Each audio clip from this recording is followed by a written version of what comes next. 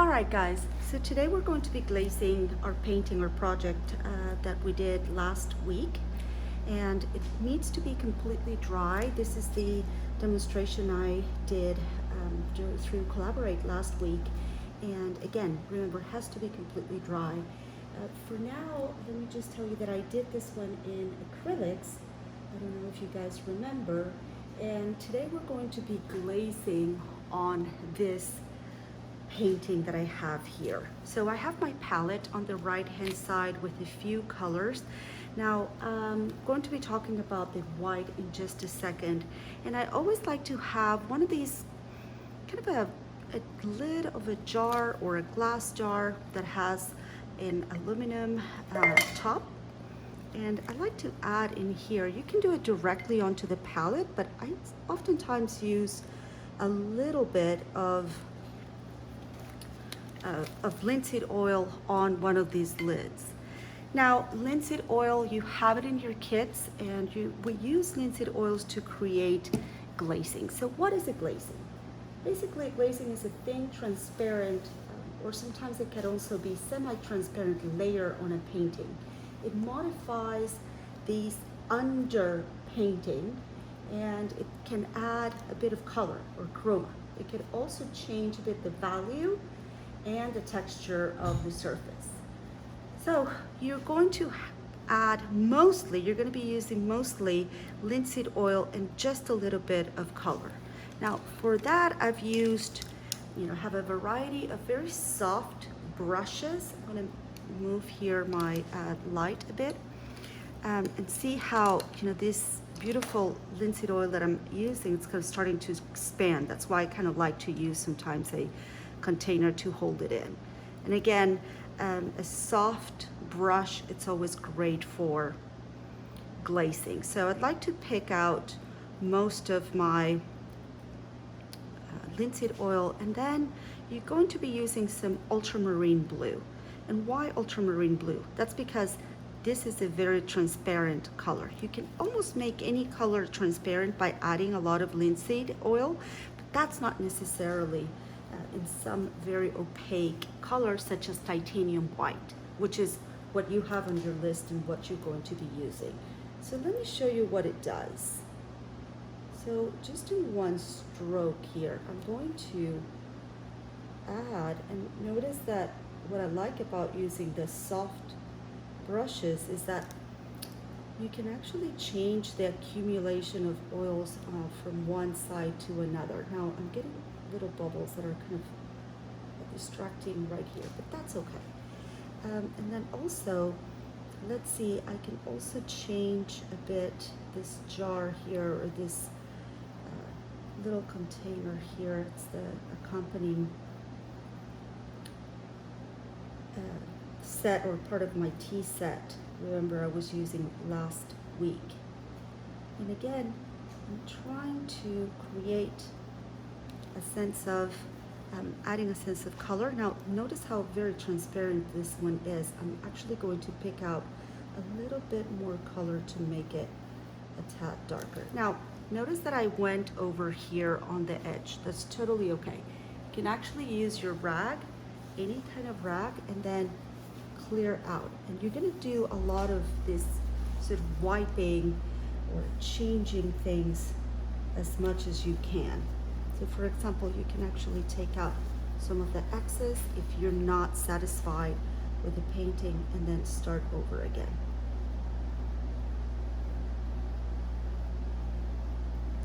And again, it is best if you use a soft brush.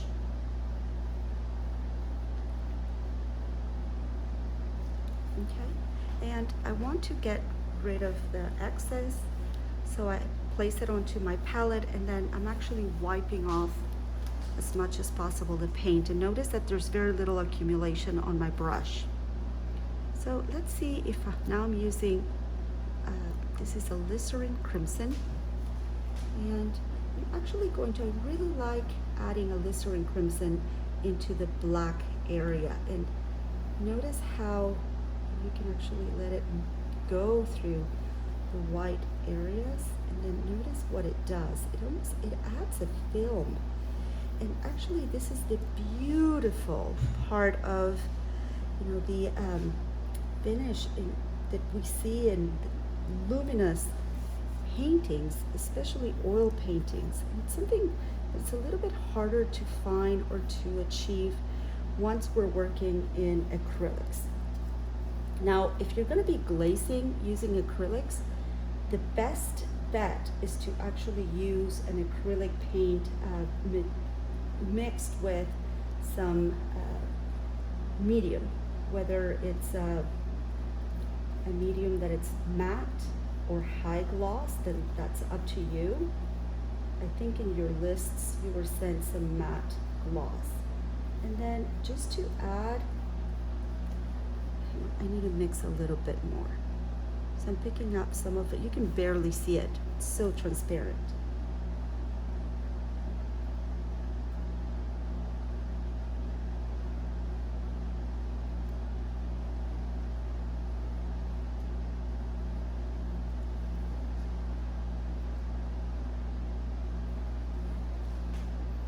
I'm going to mix a little bit more and then add some more linseed oil. And then I also am interested in actually working on this background by utilizing this glaze of alizarin crimson that, of course, once you use it on over a layer of white, it actually becomes rather pink. I'm not too preoccupied here. In fact, I kind of like it to mix with a little bit of the blue.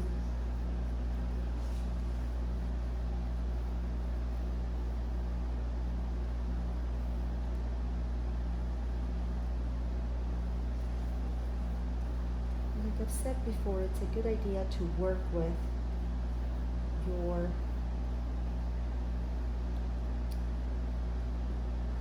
a soft brush, and then make sure that your underpainting is rather dry. Otherwise, you're going to be just moving paint around, and that can become a disaster very quickly.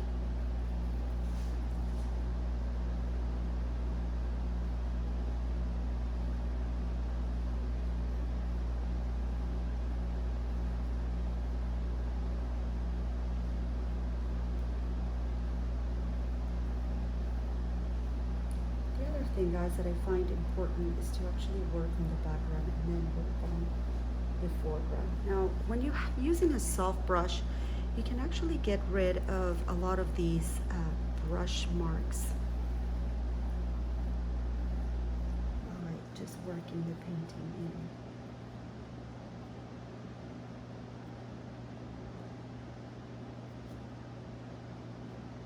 in. It is so transparent. And in fact, this is not going to be the last. I love how the paint here is puddling on this side, although I want to make my edge here much sharper. So I'm just gonna go in with my rag and then just wipe out the excess here. Okay. And I can do that pretty much in anywhere. And in fact, if I'm interested in taking out some of the excess of the paint background that I'm making, that's something that I can actually do with a rag. Okay, so you're going to be adding, taking away, making these decisions in order to create a more effective and interesting painting. Now make sure you're moving your paint, your rag around, so you are trying to always use a clean area, okay? So now I'm actually interested in getting rid as much as possible of my red or my alizarin crimson, and I'm gonna add a little bit more linseed oil because I think this is all pretty much, in fact, I'm gonna change my brush now. And I'm gonna use this soft brush here. I'm going to use my little container here just to keep my linseed oil in one area.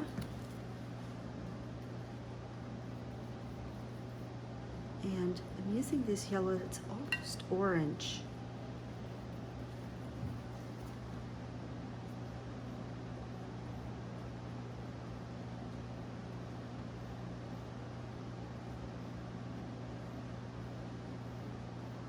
So what I'm doing here is basically I'm doing like a chromatic glazing. One thing that you can actually do is you can create a glaze, or you can add a glaze to the whole entire painting and then have different effects, or you can actually create a painting utilizing different transparent materials here and adding some different colors or some different chroma. In fact, I'm going to bring a bit of black and see how this results here. I'm interested in some black.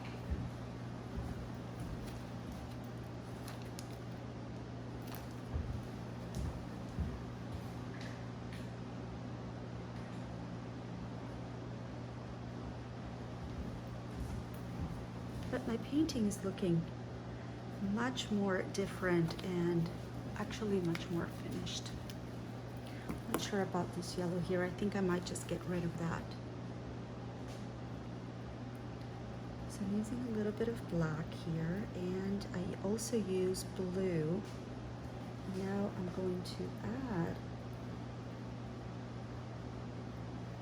a transparent layer into the actual kettle.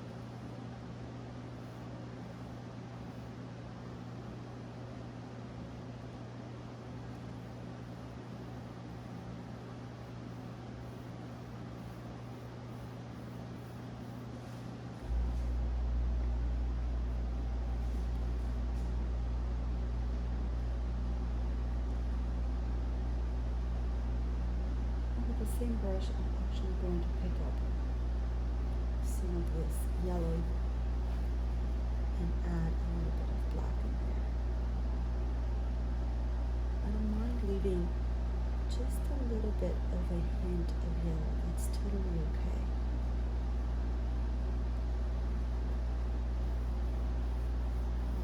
Notice what's important is how the glazing is actually changing the finish of my painting. Now, I don't know if the camera is picking this up, but I'm seeing this beautiful blues also into very deep blue, as if mixed, utilized a little bit of blue here. I'm going to clean out this edge.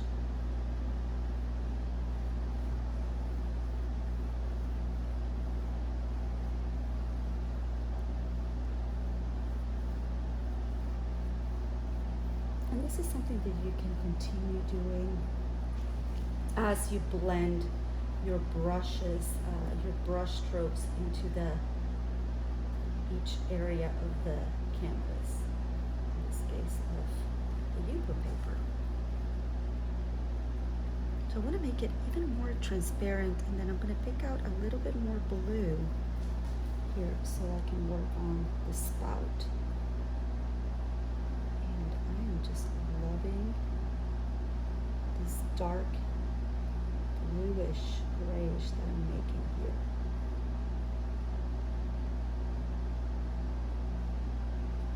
Notice again, I'm not altering any of the drawing. I am simply adding a transparent layer, and then things are becoming, some things are a little bit more in focus, and for example, the background, it's almost receding to the background. I'm going to try to mix this orange here, and then add it here for a focal point.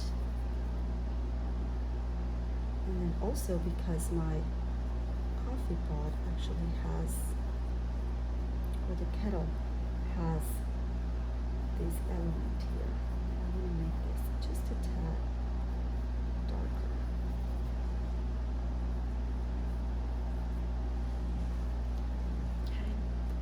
I'm not happy with the blue. That's totally okay. I think I'm going to mix a little bit more of this blue gray that I have here, and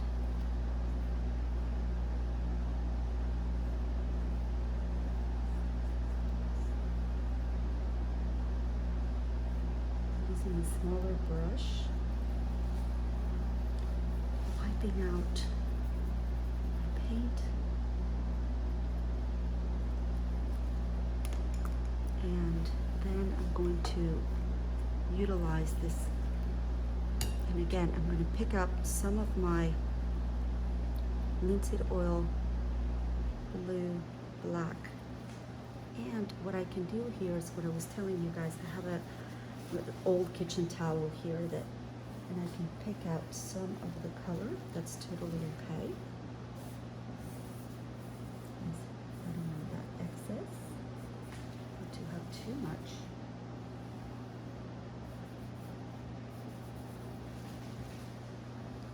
So now I mixed up a very transparent color, and I don't mind if it picks out some of the blue underneath. It's totally okay. I want some of it to kind of pool, because that's going to give it a different finish, if you will.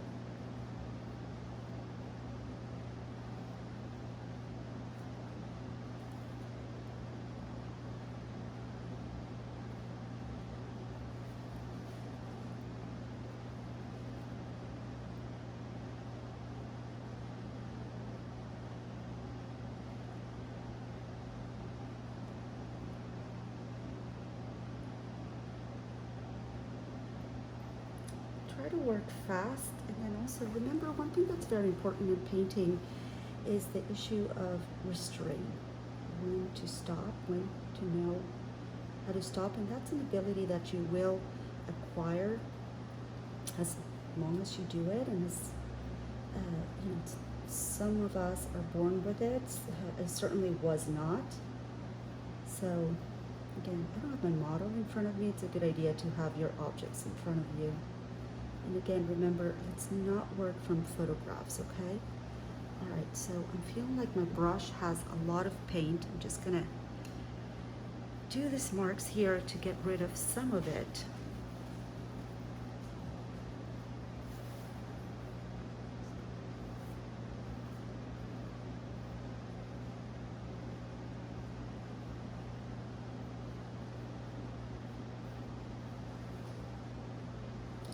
And I really like what's happening here, how it's mixing with a little bit of blue, and I'm able to create the cavity of the mouth of the little jar here, or the little container. Okay. Keep working slowly, but surely. I'm not putting too much pressure. Get rid of a little bit of this yellow. And then,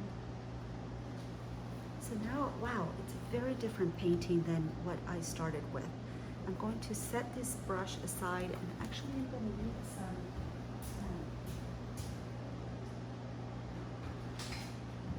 Gamsel here to clean out my brush. That's another. Just like to shake it inside of my Gamsel. And again, because it's so thin, it's going to clean rather quickly. And then it's ready to use. I'm getting rid of most of the material here. So again, say I feel like this area here is a little bit light, so I can actually do two things. I can let it dry and then add another layer, or I can actually utilize some of my linseed oil here, and I'm going to use some of this alizarin crimson to create a bit of depth.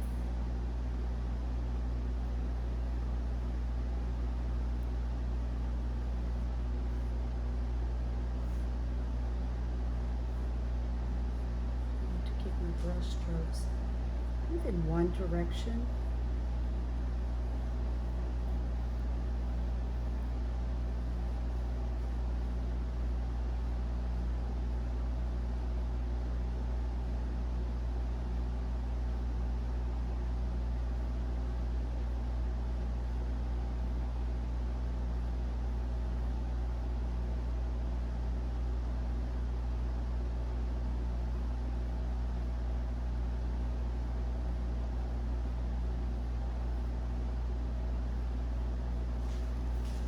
much as possible. And this is going to dry, and we can actually add another layer to it and then build up the surface. Oh, I almost added it to my gamsel, and I'm not ready for that, not yet. I'm mixing a little bit of ultramarine blue. I want to add some of a darker tone in here. And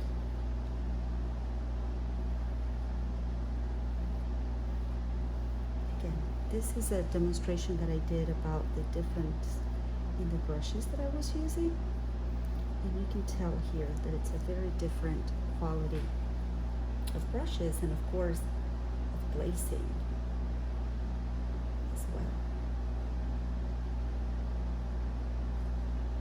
I particularly love when the glaze here, this alizarin crimson glaze, is actually falling into some areas that have been that are white or were white, and seem to be a little bit picking up some of that pink. I love that effect. Oops, I went too much into my kettle. That's okay. Again, remember, you can pick up some and then just move your painting around. Okay.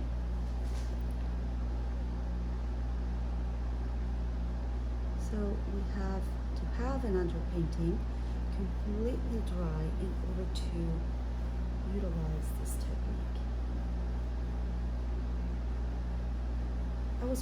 I'm working on Yupo paper, which means it's a very highly it's almost like I'm working on plastic. Basically, I am working on plastic. So you will see a little bit more of the brush strokes than if I was working on 3 layers of gesso, for example, on a canvas or on a board, but that's okay.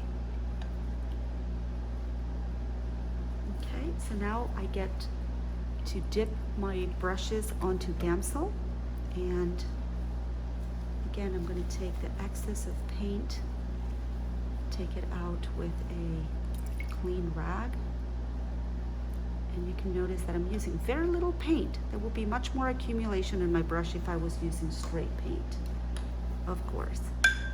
And I'm going to be done for now. Perhaps tomorrow or in 2 days, when it dries a little bit more, I will add a much more, couple more layers of glazing. All right. So thank you guys for listening, and I will talk to you guys later. Bye.